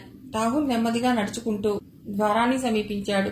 ఒక్క క్షణం నిలబడి మెల్లిగా తలుపు తీసుకుని లోపలికొచ్చాడు. ఆశ్చర్యపోయాడు రాహుల్. ఏదో పౌరాణిక చిత్రంలోని సీన్ గుర్తొచ్చింది. స్వర్గాన్ని, దేవకన్యలని భూమి మీదకి రప్పించిందా క్రెసెంట్ మూన్ మేనేజ్మెంట్ అనిపించింది ఆ క్షణంలో రాహుల్కి. అతని పర్సనాలిటీ, అందం, ధరించిన ఖరీదైన దుస్తులు చూడగానే అతనే కోటీశ్వరుడి కొడుకు అనిపించేటట్లున్నాడు రాహుల్. ఇంతలో ఒక అర్ధనగ్న సుందరి వయ్యారంగా వచ్చి అతడి చెయ్యి పట్టుకుంది. రాహుల్ ఆమె వైపు చూసి చిరునవ్వు నవ్వాడు. ఆమె అతడిని తీసుకువెళ్లి తల్పంలాంటి అందమైన సోఫాలో కూర్చోబెట్టింది. మరుక్షణంలో అతడి ముందు రకరకాల విదేశీ మత్తు పదార్థాలు వచ్చాయి. ఆమె అతడిపై వాలిపోయి మెడ చుట్టూ చేతులు పెనవేస్తూ what can I do for you అంది అరమోడ్పు కన్నులతో చూస్తూ. రాహుల్ ఆమెను తన మీద నుండి లేవదీసి పక్కనే కూర్చోబెట్టుకుంటూ, నీ అంత అందమైన అమ్మాయి నేనెక్కడా చూడలేదు. Really super. నువ్వు మనిషివి కావేమో, దేవకన్యవా? ఆమె భుజం చుట్టూ చేతులు వేస్తూ అడిగాడు. రియలీ? నేనంత అందంగా ఉన్నానా? అవును, నిజమే. నేను దేవకన్యనే. మరి నువ్వు స్వర్గానికి ఎప్పుడు రానట్లుంది. ఇదే మొదలా అంది.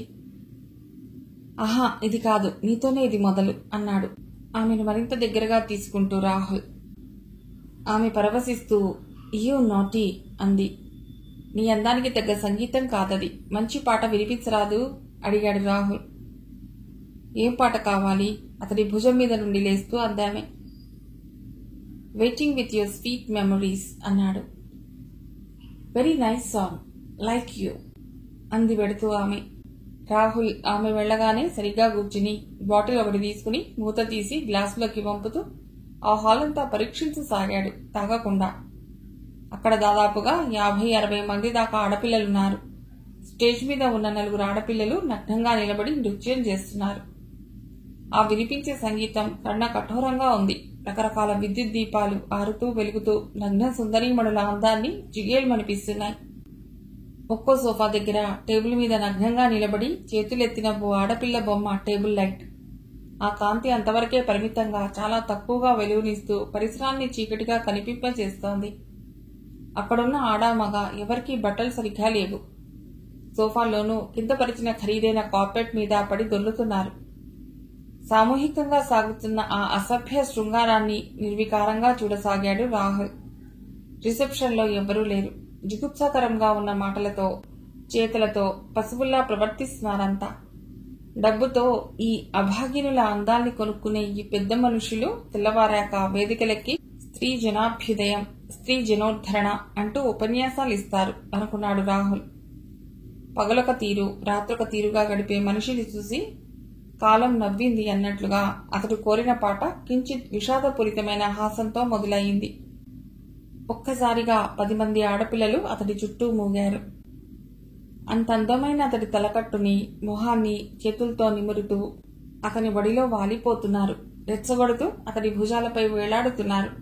మాలో ఎవరు కావాలి? కిలకిలా నవ్వులతో ప్రశ్నించారు. రాహుల్ ఒక్క క్షణం తనలో కలిగిన అసహ్యాన్ని, ఏహ్యతని బయటికి కనబరచకుండా చిరునవ్వుతో వాళ్ల చేతులని తొలగిస్తున్నాడు. ఇంతలో జస్ట్ ఎ మినిట్ అన్న సన్నని కంఠం వినిపించింది. వాళ్ల ఇష్టంగా అతడి మీద నుండి లేచారు. రాహుల్ గట్టిగా ఊపిరి పీల్చుకుంటూ చూశాడు. అక్కడున్న అందరికీ విరుద్ధంగా చీరే, స్లీవ్లెస్ జాకెట్, బాబ్డ్ హెయిర్ తో నిలబడి ఉందో ఆ అమ్మాయి. సారీ ఫర్ ద డిస్టర్బెన్స్ అంది వాళ్ల వైపు చూసి. వాళ్ళు చిరాగ్గా కొద్ది దూరంలోకి వెళ్లి నిలబడ్డారు. ఆ అమ్మాయి రాహుల్ పక్కగా కూర్చుని బాటిల్ నుండి ద్రవాన్ని మరో గ్లాసులోకి వంపుతూ, ఈ పాట అడిగింది మీరేనా అంది అతిమెల్లిగా.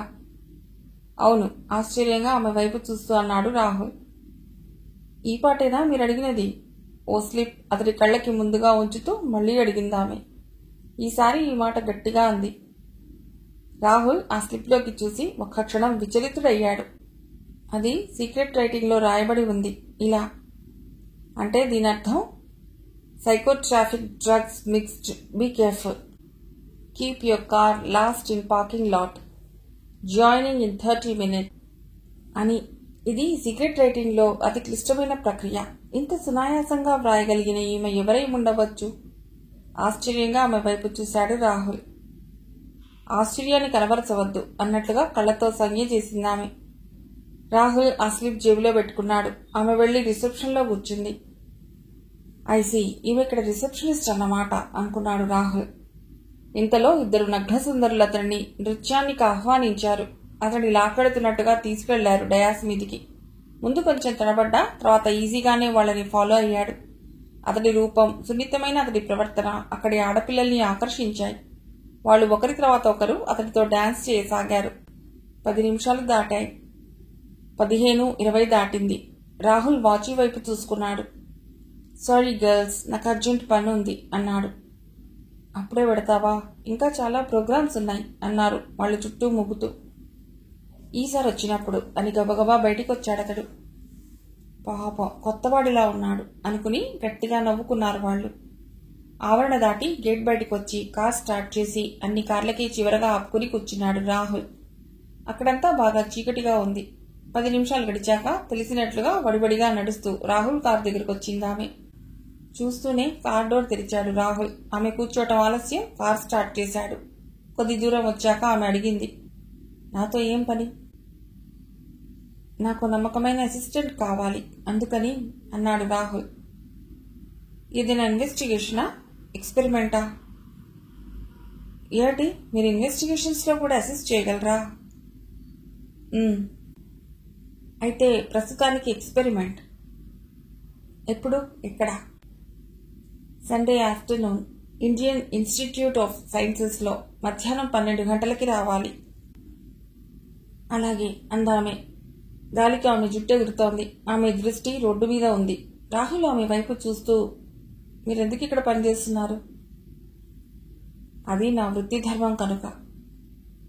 మనిషిని చూస్తే చదువుకున్న దానిలా కనిపిస్తోంది. ఇక్కడెలా పనిచేస్తోంది? ఏం చదివారు? ఆపుకోలేక అడిగాడు రాహుల్. మనుషుల్ని చదవగలిగినంత. ఆ వాతావరణం మీకు జుగుప్సాకరంగా లేదా అడిగాడు రాహుల్. నగ్నంగా ఆడపిల్లలు మీద పడితే మీకేం అనిపించలేదా అంది ఆమె. 10 మంది ఆడపిల్లలు బట్టలు లేకుండా నిల్చున్నంత మాత్రాన మతి పోగొట్టుకునే బలహీనుణ్ణి కాదు. నేను అంతే మరి, అందుకే వాళ్లలో ఉండగలుగుతున్నాను. మనుషుల లోపలి జిగుప్సనే నేను చూసేది అందామె గంభీరంగా. కొన్ని క్షణాలు మౌనంగా గడిచాక, మీ ఇంటికి దారి చెప్పాలి అన్నాడు రాహుల్. ఆమె ఎటు వెళ్లాలో చెప్పింది. పగలేం చేస్తారు? మళ్లీ ప్రశ్న వేశాడు రాహుల్. పగటి పని వేరే ఉంది, రాత్రులు ఇక్కడ. ఆమె నుండి సరైన జవాబును రాబట్టడం అంత తేలికైన విషయం కాదనిపించింది రాహుల్కి. ఇక్కడే ఆపండి అందామె. సడన్ బ్రేక్తో కారాగింది. చిన్న బంగళా, దాన్ని కప్పుతున్నాయా అన్నట్టుగా ఉన్న చెట్లు, ఇంటి చుట్టూ కాంపౌండ్ వాల్ ఉంది. ఆమె డోర్ తెరుచుకుని దిగుతోంది. ఇంతకీ మీ పేరేమిటో చెప్పారు కాదు అన్నాడు రాహుల్. ఆదివారానికి ఆలోచించుకుని చెప్తాను అని వడివడిగా గేట్ తీసుకుని లోపలికి వెళ్ళింది ఆమె. ఆమె వెళ్లిన వైపే చూస్తూ మొత్తానికి అసాధ్యురాలు అనుకున్నాడు రాహుల్. కార్ స్టార్ట్ చేసి ఆ రోజు జరిగిన సంఘటనల గురించి ఆలోచిస్తూ ఇంటికొచ్చాడు. మన్నాడు 11 గంటలకి హోటల్ హిల్టన్కి వచ్చాడు రాహుల్. అతన్ని చూడగానే కళ్ళెగరేస్తూ, ఎలా ఉంది క్రిసిన్ మోన్ అన్నాడు భట్టాచార్య. నవ్వాడు రాహుల్. క్షేమంగా పవిత్రంగా బయటకొచ్చాను అన్నాడు. ఆయన నవ్వుతూ, అసాధ్యుడివే అయితే అని నీ అసిస్టెంట్ అని అడిగాడు. రాహుల్ ఆయన వైపు ప్రశ్నార్థకంగా చూస్తూ, ఆమె పర్వాలేదు కానీ అక్కడ అని ఆగాడు. ఓకే, ఆమె విషయం తర్వాత మాట్లాడుకుందాం. నువ్వు అడిగిన లిస్ట్ ఇదిగో. ఈ 2 రోజులు సెమినార్కి వచ్చిన విదేశీ ప్రముఖులు ప్రతినిధుల పేర్లు. వారే దేశాల నుండి వచ్చింది నువ్వు అన్నాడు ఆయన. రాహుల్ ఆ లిస్టు తీసుకుని 2వ రోజు రాని వాళ్ళెవరా అని చూస్తుంటే 2 చోట్ల రెడ్ మార్క్ కనిపించింది. అది 2 వ్యక్తుల పేర్ల వద్ద మార్క్ చేయబడింది. అందులో ఒకరు పాక్ ప్రధాని ఆగా ఖాన్, 2వ వారు ఇండియన్, ఆయన defence chemical command director Nitindra Desai. Defence chemical command director mister Nitindra Desai అంటూ మరోసారి గట్టిగా చదివాడు ఆ పేరును రాహుల్. భట్టాచార్య నొసలు చిట్లిస్తూ చూశాడు అతడి వైపు. రాహుల్ కొన్ని క్షణాలు మౌనంగా ఆలోచించి లిస్టు వైపు చూస్తూ, అయితే మిస్టర్ దేశాయ్కి ఈ ప్రమాదకరమైన ఇంప్లోషన్ గురించి ముందే తెలుసు, అందుకే ఆయన రాలేదు. ఇంతటి ప్రమాదకరమైన సెమినార్కి వక్తగా నియమించబడ్డ వ్యక్తి ఇలాంటి అవకాశాన్ని ఎట్టి పరిస్థితుల్లోనూ చేజార్చుకోడు. అలాంటిది అతడు రాలేదు అంటే అంటూ భట్టాచార్య వైపు చూసిన రాహుల్ కంగు తిన్నట్లయ్యాడు. ఆయన మొహం ఎన్నడూ లేనంత ఎర్రగా కందినట్లయింది. అతి ప్రశాంతంగా ఉండే ఆయన కళ్ళు కోపంగా చూస్తున్నాయి. నేనేమైనా తప్పుగా మాట్లాడానా? విస్తుపోతూ అడిగాడు రాహుల్. తప్పున్నరా? నీ స్థానంలో ఉన్నవాడు అవతలి వ్యక్తిని అంత తేలిగ్గా ఎనలైజ్ చేయకూడదు అన్నాడు కోపంగా భట్టాచార్య. ఇది కేవలం నా ఊహ మాత్రమే. అది నిజం కావచ్చు కాకపోవచ్చు, కానీ అనుమానం లేకుండా ఎలా మొదలు పెట్టను? పోనీ నన్ను అనుమానించిన చోటు నుండి స్టార్ట్ కానివ్వండి. అయితే ఈ విషయంలో నువ్వు ఫెయిల్ అవుతావు సుమా. నెవర్ సార్, నిదానంగానే అన్నా ఖచ్చితంగా ఉంది రాహుల్ కంఠం. భట్టాచార్య ఓసారి రాహుల్ వైపు చూసి కుర్చీలో నుండి లేచి వెళ్లి కిటికీ దగ్గర నిలబడి రోడ్డు వైపు చూస్తూ, 30 సంవత్సరాల కిందటి విషయం. బెంగాల్లో ఒక కుటుంబం ఉండేది. ఆ ఇంట్లోని మగవారంతా స్వాతంత్ర్యోద్యమంలో బలైన వాళ్లే. వాళ్లలో ప్రవహించేది రక్తం కాదు, దేశభక్తి. స్వాతంత్ర్యం వచ్చిన తర్వాత ఆ కుటుంబంలోని ఇల్లాలు పొలిటికల్ పెన్షనర్ అయ్యింది. రత్నం లాంటి ఒక్కగానొక్క ఆమె బిడ్డ ఎంఎస్సీ కెమిస్ట్రీలో బెంగాల్లోని యూనివర్సిటీలన్నింటికీ ఫస్ట్ వచ్చాడు. కానీ అతని యోగ్యతా పత్రాలు, మెడల్స్ మంచి ఉద్యోగం దొరికేందుకు ఉపయోగపడలేదు. ఎంత ప్రయత్నించినా తన చదువుకు తగ్గ ఉద్యోగం అతనక్కడ పొందలేకపోయాడు. నిరుద్యోగంతో విసిగిన అతడు బాంబే హార్బర్లో చిన్న ఉద్యోగంలో చేరి దానితో తృప్తిపడి జీవితంతో రాజీ పడలేక ఎవరో ఒక విదేశీయుడి సహాయంతో జర్మనీ వెళ్లిపోయాడు. అక్కడ అతడి తెలివితేటలకి, విజ్ఞానానికి విలువ కట్టేవాళ్లు, అతడి మేధాశక్తిని ఉపయోగించుకునేవాళ్లు లభించారు. అక్కడి నేషనల్ కెమికల్ ల్యాబొరేటరీలో ప్రిన్సిపల్ కెమిస్ట్గా చేరాడు. ఆ తర్వాత 2 సంవత్సరాల అతడి నిర్విరామ కృషి అతన్ని ఆ ల్యాబ్కి డైరెక్టర్ని చేసింది. అతనక్కడ పొందిన డాక్టరేట్లు, జర్మనీ ప్రభుత్వ పురస్కారాలకి లెక్కలేదు. ఆ తర్వాత కొన్ని సంవత్సరాలకి తల్లి చావు బతుకుల మధ్య ఉందని తెలియగానే ఇండియా వచ్చాడు. అతని కంటే ముందుగానే అతని కీర్తి ప్రతిష్టలు ఇండియా చేరి ప్రభుత్వం దృష్టిలో ఉన్నాయి. ప్రధాని అతన్ని ఆహ్వానించి భారతదేశంలోనే ఉండిపోయి తన పూర్వీకుల వలె దేశాభ్యుదయానికై తన విజ్ఞానాన్ని ఉపయోగించమని అభ్యర్థించడంతో అతడిక్కడే ఉండిపోయాడు. అతడి సలహా మేరకు అప్పుడే మన దేశంలో ఒక ప్రత్యేకమైన కెమికల్ కమాండ్ని స్థాపించారు. దానికి ఆయనే డైరెక్టర్. ఎన్నో ప్రెసిడెన్షియల్ అవార్డ్స్ పొందిన మహామేధావి. తన జీవితం, శక్తి, మేధస్సు దేశానికే గాని కేవలం ఒక వ్యక్తికి అంకితం కారాదన్నది అతడి సిద్ధాంతం. అందుకే అతని ఈనాటికి బ్రహ్మచారిగా ఉండిపోయాడు. ఇప్పుడు చెప్పు, అలాంటి వ్యక్తి ఇంతటి ఘోర కృత్యానికి పాల్పడతాడంటావా? ఆవేశంగా అన్నాడు చివరి మాటలు Bhattacharya. So this is the life history of mister Nitindra Desai అన్నాడు రాహుల్. అవును, అంతేకాదు అతడు నాకు మంచి మిత్రుడు కూడా. మీ ఫ్రెండ్ కించపరచాలన్నది నా ఉద్దేశం కాదు సార్. ఆయన మేధావి, దేశభక్తుడు కావచ్చు, కానీ పరిస్థితుల ప్రాబల్యం వల్లనే ఎవరినైనా అనుమానిస్తారు. అవసరమైతే మిమ్మల్ని కూడా అనుమానించవలసిన పరిస్థితి రావచ్చు. Suspension is the mother of investigation. మీకు చెప్పేటంతటి వాణ్ణి కాదు అని లేచి, ఓకే సార్, నేను వెడతాను. మరి రేపు మధ్యాహ్నం నేను ఇండియన్ ఇన్స్టిట్యూట్ ఆఫ్ సైన్సెస్కి వెడతాను. వీలైతే రేపు రాత్రికి మిమ్మల్ని కలుస్తాను. బాయ్ అని వెళ్ళిపోయాడు రాహుల్. మర్నాడు మధ్యాహ్నం అతడి కారు ఇన్స్టిట్యూట్ దగ్గరికి రాగానే అక్కడి కేర్ టేకర్, సార్ మీరు హోటల్ హిల్టన్ నుండి వస్తున్నారా అని అడిగాడు. అవును అన్నాడు రాహుల్ కార్ పార్క్ చేసుకుని దిగుతూ.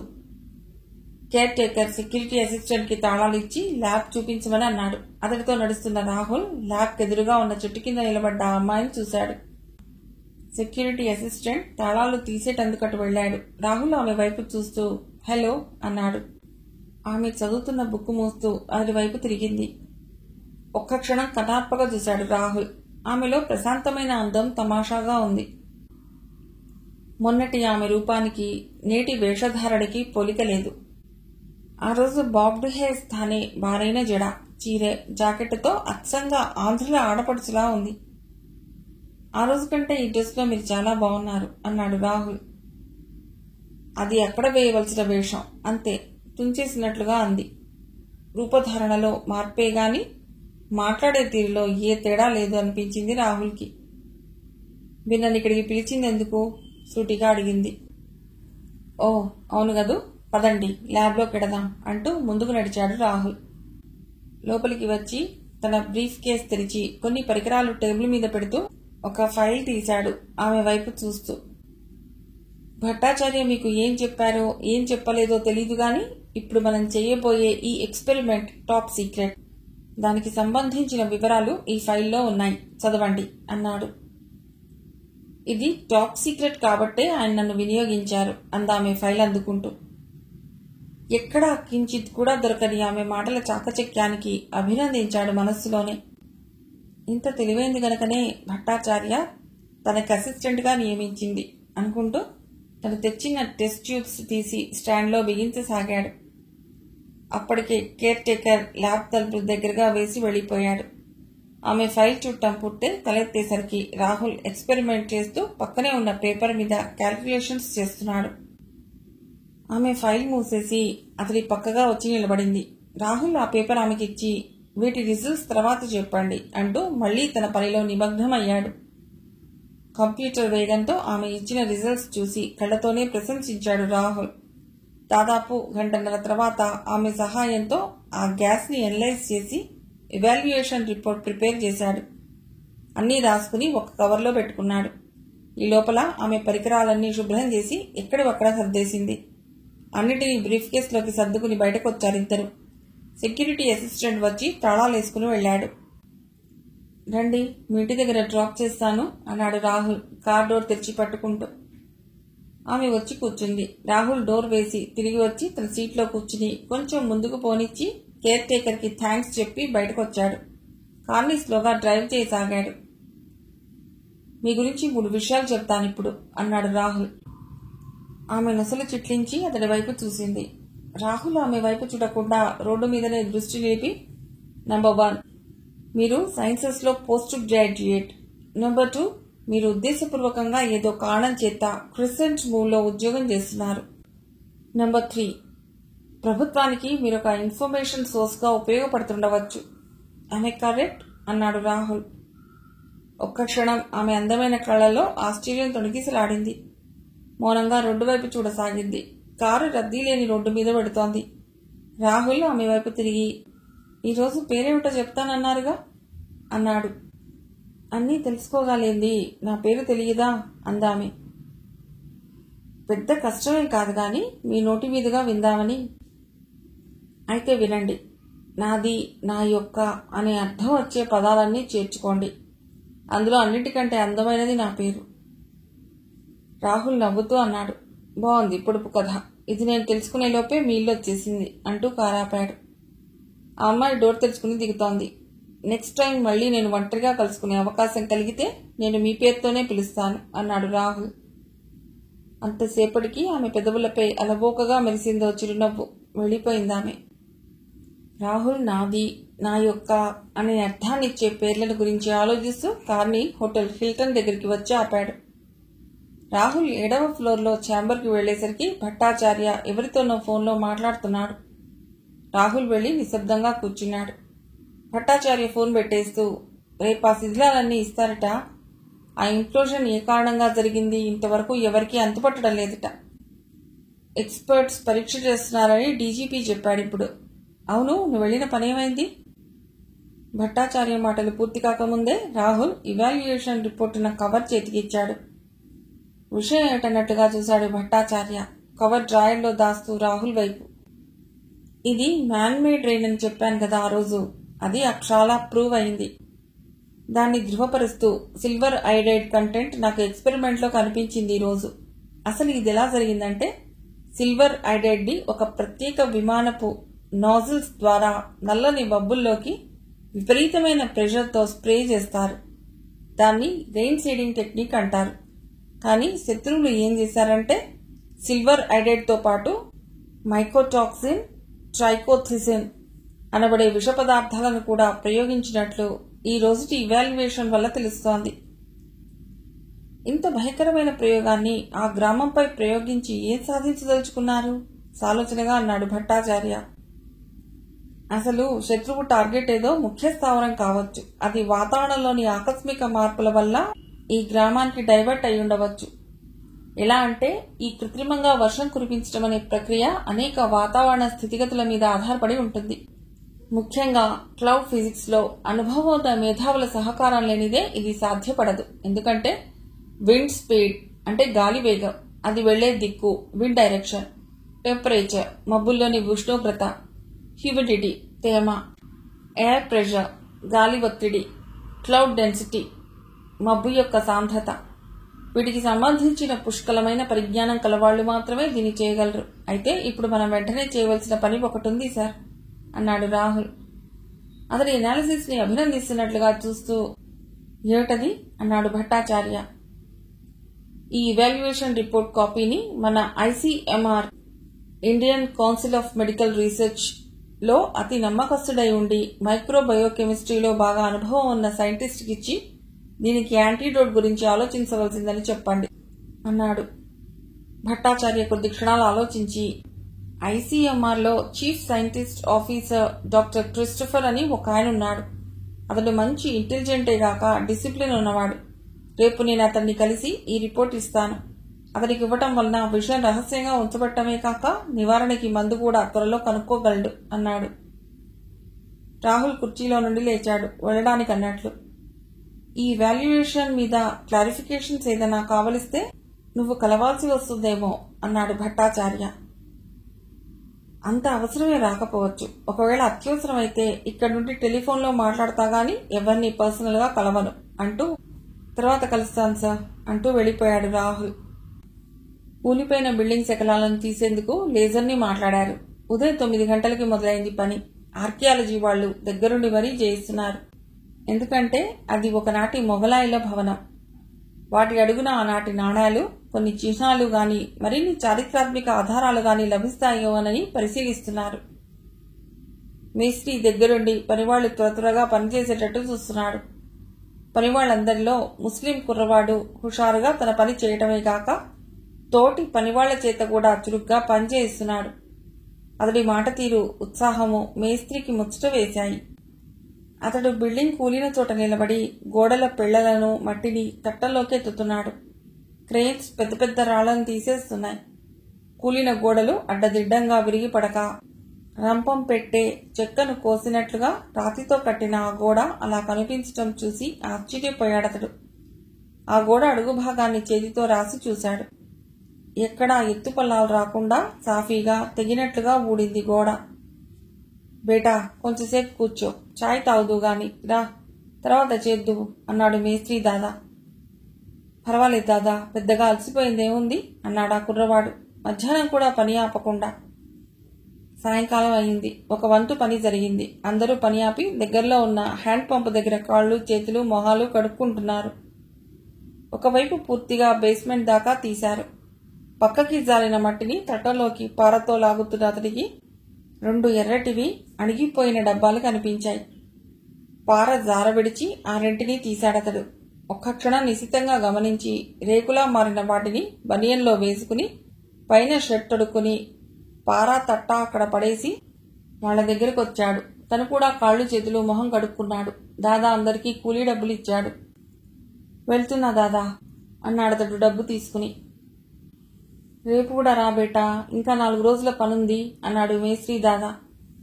అలాగే అని వచ్చి రోడ్డెక్కాడతడు. తలొంచుకుని రోడ్డు వారగా నడుస్తూ అరగంటకి ఇల్లు చేరుకున్నాడు. తలుపు తీసిన పని కుర్రవాడు ఆశ్చర్యంగా చూశాడతడిని. అతడు నవ్వుతూ లోపలికొచ్చి చిన్న గడ్డం టోపీ తీశాడు. చిరిగిన చొక్కా అవతల పడేసి బనియన్లో నుండి ఎర్ర డబ్బాలు తీసుకుని బెడ్రూమ్కి అటాచ్ చేయబడిన తన ల్యాబ్లో టేబుల్ మీద పెట్టి బాత్రూంకెళ్లి స్నానం చేసి వచ్చాడు. రాజు కళ్ళల్లో ఆశ్చర్యం. ఏమిటి వేషం అన్న ప్రశ్న కనిపిస్తున్నాయి. రాహుల్ నవ్వి పనుందిలే అన్నాడు. వాడు అబ్బురంగా అపురూపంగా అతడు హీరోలా చూశాడు. పో, మంచి కాఫీ తీసుకునిరా అన్నాడు రాహుల్. 2 నిమిషాల్లో పొగలు గక్కే కాఫీతో వచ్చాడు రాజు. కాఫీ తాగి ల్యాబ్లోకెళ్లి గడియ పెట్టుకుని కూర్చున్నాడు రాహుల్. ఆ డబ్బాలు చేతిలోకి తీసుకున్నాడు. బాగా అణిగిపోయాయి, కానీ వాటి మీద అక్షరాలు పోలేదు. అవి విదేశీ కాస్మెటిక్స్ పౌడర్ డబ్బాలు. హనీ లవ్ అని రాసింది వాటి మీద. ఆ శిఖరాల్లోకి పౌడర్ డబ్బాలు ఎందుకొచ్చాయి? పోనీ వాచ్మెన్కి సంబంధించింది అనుకుందామంటే అతడున్న అవుట్ హౌస్కి ప్రమాదం సంభవించిన బిల్డింగ్ చాలా దూరంగా ఉంది. అదీగాక ఇవి కుప్పగా కూలిపోయిన గోడల కింద కనిపిస్తున్నాయి. పౌడర్ డబ్బాకి జరిగిన ప్రమాదానికి సంబంధం ఏమిటి అని నవ్వుకుంటూ అతుక్కున్న డబ్బాను విడదీసాగాడు. కొద్ది నిమిషాలకి డబ్బా సరిగ్గా విడిపోయింది. లోపల డబ్బాకి అతుక్కున్నంత దగ్గరగా ఉన్న ఉలిపిరి కాగితం కనిపించింది. మామూలుగా కొన్ని పౌడర్ డబ్బాల్లో ఇలాంటి ఉలిపిరి పేపర్ కవర్స్ ఉండటం కద్దు. వాసన చూశాడు రాహుల్. పేరెంత బాగుందో, కానీ అందులో ఇసుమంత సువాసన లేదు. అస్సలే వాసన లేదు. ఒక్క క్షణం ఆలోచించి రాహుల్ లేచి గ్లౌజెస్ తొడుక్కుని 2వ డబ్బా కూడా తెరిచాడు. అందులో కూడా ఉలిపిరి కాగితం కవర్ ఉంది. అది ఏ వాసన రావటం లేదు. లేచి వెళ్లి ఫ్యాన్ ఆఫ్ చేసి టేబుల్ మీద సర్క్యులర్ ట్యూబ్లైట్ ఆన్ చేశాడు. ఒక కలర్ పేపర్ మీద ఆ 2 డబ్బాలను ఉంచి తులిపాడు. వాటిలో నుండి పంచదార క్రిస్టల్స్ లాంటివి పడ్డాయి. గ్రాన్యూల్స్ లా ఉన్న కెమికల్స్ ను అవసరమైనప్పుడు నూరటానికి రాతితో తయారు చేసిన కల్వం ఉపయోగిస్తాడు రాహుల్. ఇప్పుడదే తీసుకొచ్చి టేబుల్ మీద పెట్టి పడిన క్రిస్టల్స్ లో నుండి కొన్ని తీసి ప్యాక్ చేసి అవతల పెట్టి మిగతావి కల్వంలో పోశాడు. మరలా పౌడర్ డబ్బాలు చేతిలోకి తీసుకుని కల్వంలోని క్రిస్టల్స్ ని వాటిని మార్చి మార్చి చూశాడు. డబ్బాలకు బయటవైపు కిందుగా కంపెనీ పేరు, బ్యాచ్ నెంబర్, తయారైన సంవత్సరం ఉన్నాయి. దానిమీద కస్టమ్స్ క్లియరెన్స్ సీల్ ఉంది. అయితే నంబర్ కొంచెం అస్పష్టంగా ఉంది. డబ్బాలు టేబుల్ పై పెట్టి కల్వంలోని క్రిస్టల్స్ నూరసాగాడు.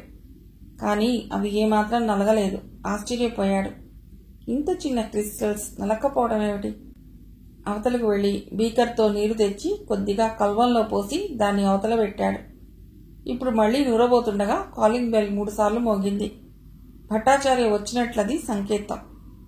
వెంటనే రాహుల్ ల్యాబ్ నుండి బయటకొచ్చి గడియ పెట్టి హాల్లోకి వచ్చాడు. అప్పటికే రాజు తలుపు తీయటంతో భట్టాచార్య లోపలికొచ్చి కూర్చుంటున్నాడు. రాహుల్ ఆయన్ని చూస్తూనే హలో, గుడ్ ఈవినింగ్ సార్ అని ఏమిటిలా వచ్చారు? ఫోన్ చేయకపోయారా? నేనే వచ్చేవాణ్ణి అన్నాడు. డాక్టర్ క్రిస్టఫర్తో ఉదయం ఫోన్లో మాట్లాడాను. వెంటనే నా పిఏతో ఇవాల్యుయేషన్ రిపోర్ట్ పంపించాను. అయితే అతడు ఐసీఎంఆర్ డైరెక్టర్తో ఒక మాట చెప్పి ఉంచమన్నాడు. అడ్మినిస్ట్రేటివ్ ప్రాబ్లం రాకుండా ఉండేటందుకుట. సరే, ఆ డైరెక్టర్ ఇల్లు అక్కడికి దగ్గరే. అతడితో మాట్లాడి ఇటే పెడుతున్నా కదా అని ఇక్కడ ఆగాను. రాజు చేతి కాఫీ తాగి పోదాం అనిపించింది. ఏరా రాజు, బాగున్నావా అడిగాడు ఆయన. రాజు సిగ్గుగా లోపలికి వెళ్ళాడు. అలాగే సార్. రాజు మీవాడు. ఈ ఇల్లు, ఈ సౌకర్యాలు అన్నీ మీరు కల్పించినవే. You're always welcome. నేనున్నా లేకపోయినా మీరు రావచ్చు అంటూ రాజు అని కేకేశాడు రాహుల్. రాజు కాఫీ కప్పులతోనే హాల్లోకి వచ్చాడు. నీకు ఇక్కడ బాగుందా అడిగాడు భట్టాచార్య. బాగుందన్నట్టు తలూపాడు రాజు. కాఫీ తాగుతూ ఆయన రాహుల్ వైపు తిరిగి, ఈ సాయంకాలం వేళ ఎక్కడికైనా వెళ్ళావేమో అనుకుంటున్నాను. రిక్రియేషన్ ఉండాలి రాహుల్. కార్ తీసుకుని ఏ క్లబ్కో వెళ్ళకపోయావా? పోనీ క్రిసెంట్ మూవ్కి అంటూ ఆపి నవ్వాడు ఆయన. తోడు లేదు సార్ అంటూ కొంటెగా సమాధానం ఇచ్చాడు రాహుల్. నీలాంటి హ్యాండ్సమ్ మ్యాన్లీ కుర్రవాడికి తోడు రావటం కోసం ఆడపిల్లలు క్యూలో నిల్చుంటారోయ్. నాకు ఇబ్బంది గాని అన్నాడు ఆయన. రాహుల్ నవ్వుతూ, నేనే మీకు తోడుగా ఉంటాను, రండి వెడదాం మరి అన్నాడు. సరే పద, 2 సీట్స్ రిజర్వ్ చేయించమని ఫోన్ చేస్తాను. ఈలోపు నువ్వు డ్రెస్ చేసుకురా అంటూ టెలిఫోన్ వైపు వెళ్ళాడాయన. ఈ వయసులో కూడా చలాకీగా హుషారుగా ఉండే ఆయన మాటలకు నవ్వుకుంటూ బెడ్రూమ్ వైపు వచ్చాడు. వెంటనే గుర్తుకొచ్చింది. ఆత్రంగా ల్యాబ్లోకి వెళ్ళాడు. టేబుల్ మీద కల్వంలోకి చూశాడు. అతడి కళ్ళు విభ్రాంతితో వెడల్పయ్యాయి. కల్వంలోని లిక్విడ్ ఏది? ఏమైంది? ఏమై ఉంటుంది అనుకుంటూనే దాన్ని పైకెత్తాడు. కల్వంపై కైవారం మట్టుకే అతడి చేతిలోకి వచ్చింది. మిగిలిన కథ తర్వాతి భాగంలో.